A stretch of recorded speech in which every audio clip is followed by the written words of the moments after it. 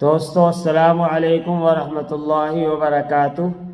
حضور اکرم صلی اللہ علیہ وآلہ وسلم کی نبوت سے پہلے جو زندگی ہے وہ بھی بالکل پاک صاف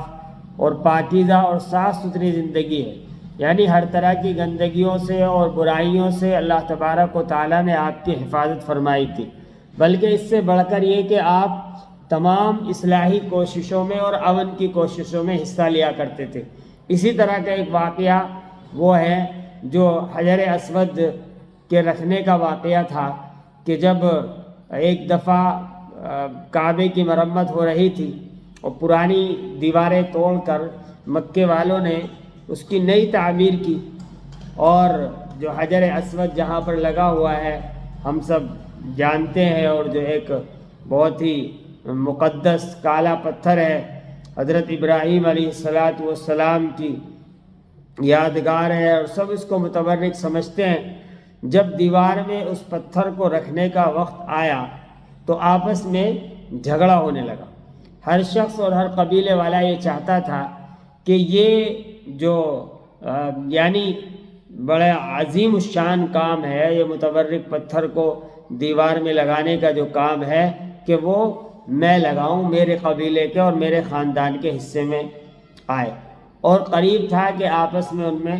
تلواریں کھنچ جائیں، کیونکہ ذرا ذرا سی بات پر زمانے جاہلیت کے اندر بڑی بڑی زبردست اور خونی جنگیں چھڑ جایا کرتی تھی۔ آخر ان میں یہ طے ہوا کہ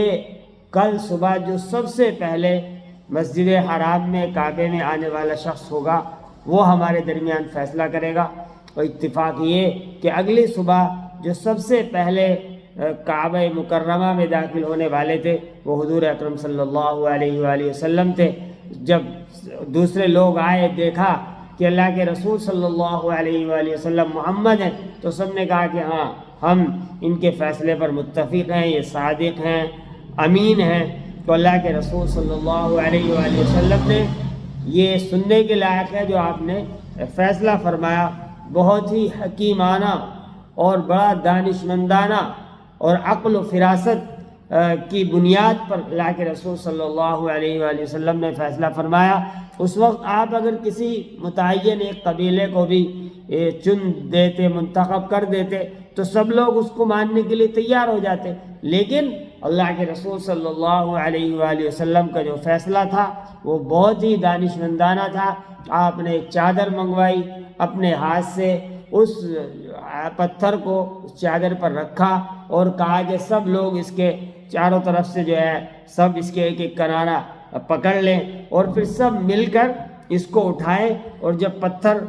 وہاں پر لے آئے جہاں اس کو رکھنا تھا تو آپ صلی اللہ علیہ وآلہ وسلم نے اپنے دست مبارک سے اسے اٹھا کر وہاں دیوار پر لگا دیا۔ تو گویا کہ ہر قبیلے کو اس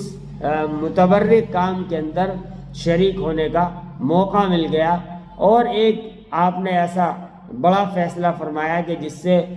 خون بہنے سے رک گیا، ایک خون ریز جنگ چھڑنے سے رک گئی۔ یہ اللہ تبارک و تعالیٰ نے آپ کو عقل و فراست اور دانشمندی عطا فرمائی تھی۔